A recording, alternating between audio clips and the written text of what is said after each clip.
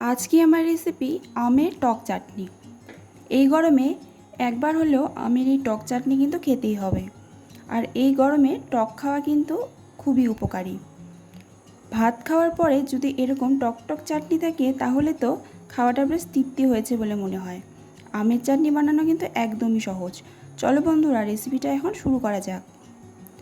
চাটনি বানানোর জন্য আমি এখানে 3টা আম নিয়েছি। আমগুলো একটু কাঁচা কাঁচা নিলে কিন্তু বেশি ভালো হয়। আর আমার আমগুলো একটু পেকে গেছে, তাতেও চলবে, কারণ এই আমগুলো ভীষণই টক। আর এরকম কাঁচা মিঠে বা টক আম দিয়ে চাটনি হলে কিন্তু বেশি খেতে ভালো হয়। তো আমি এবার আমগুলোকে পাতলা পাতলা করে স্লাইস করে নিচ্ছি। যতটা পাতলা করা যাবে ততটাই কিন্তু এই চাটনিটা তাড়াতাড়ি তৈরি করা যাবে। চেষ্টা করবে একটু বেশি পাতলা করে এগুলোকে কাটার। আমি একদম পাতলা করে কেটে নিয়েছি, কাটা হয়ে গেছে। এবার এগুলোকে রান্না করব। প্রথমে আমি কড়াইতে শুকনো লঙ্কা আর 5 ফোড়ন একটু শুকনো খোলায় ভেজে নিচ্ছি। ভেজে নিয়ে আমি এটাকে তুলে রাখলাম। এবার সামান্য একটু তেল দিয়ে এখানে আমি শুকনো লঙ্কা আর তেজপাতা দিয়ে ফোড়ন দিয়ে দিলাম। তারপরে দিয়ে দিলাম কিছুটা পরিমাণ সর্ষে।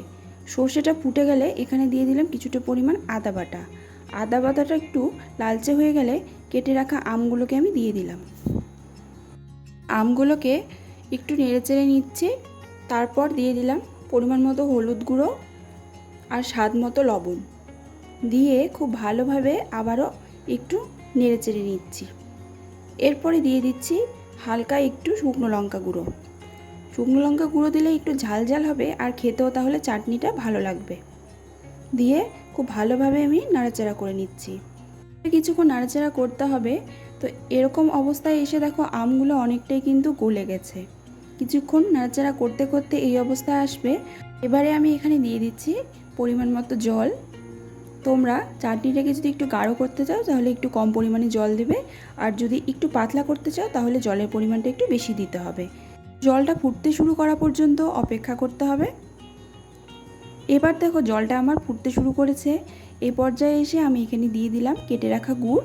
তোমরা চাইলে গুড়ের পরিবর্তে চিনি দিয়েও চাটনিটাকে তৈরি করতে পারো। গুড়টাকে দিয়ে কিছুক্ষণ নাড়তে হবে যাতে গুড়টা খুব ভালোভাবে গলে যায়। চাটনিটা বানানো একদমই সোজা, আর টক আমের চাটনি খেতে কিন্তু দারুণ লাগে। গুড়টা গলে গেছে, চাটনিটাও আমার প্রায় হয়ে গেছে। ঝটপট এই চাটনিটা কিন্তু হয়ে গেল। এবার নামানোর আগে আমি সেই ভেজে রাখা 5 ফোড়ন আর শুকনো লঙ্কাটাকে গুঁড়ো করে উপর দিয়ে ছড়িয়ে দিলাম। তাহলে চাটনিটার গন্ধ আরও ভালো আসবে আর খেতেও স্বাদটা অনেকটাই ভালো লাগবে। দিয়ে হালকা একটু নেড়েচেড়ে নিলাম। আমি এরকম গাঢ় করে চাটনিটাকে নামিয়ে নিচ্ছি। তোমরা চাইলে এর থেকে গাঢ় অথবা পাতলা করে নামিয়ে নিতে পারো। একটা বাটিতে করে আমি নামিয়ে নিয়েছি। চাটনিটা দেখতেও কিন্তু দারুণ হয়েছে। শেষ পাতে এরকম টক চাটনি থাকলে খাওয়াটা বেশ জমে যাবে। গরমে এরকম টক খাওয়া কিন্তু শরীরের পক্ষে খুবই উপকারী। খুবই সহজ একটা রেসিপি বন্ধুরা। তোমরা চাইলে এরকম গরমের দিনে টক টক আমের চাটনি বানিয়ে নিতে পারো। খেয়ে সবারই ভীষণ ভালো লাগবে আশা করছি। রেসিপিটা কেমন লাগলো অবশ্যই কমেন্টে জানাবে। ভালো লাগলে অবশ্যই বাড়িতে এভাবে বানিয়ে দেখতে পারো। আজকের মতো এখানেই শেষ করছি। আবারও নতুন রেসিপির সাথে ফিরে আসবো।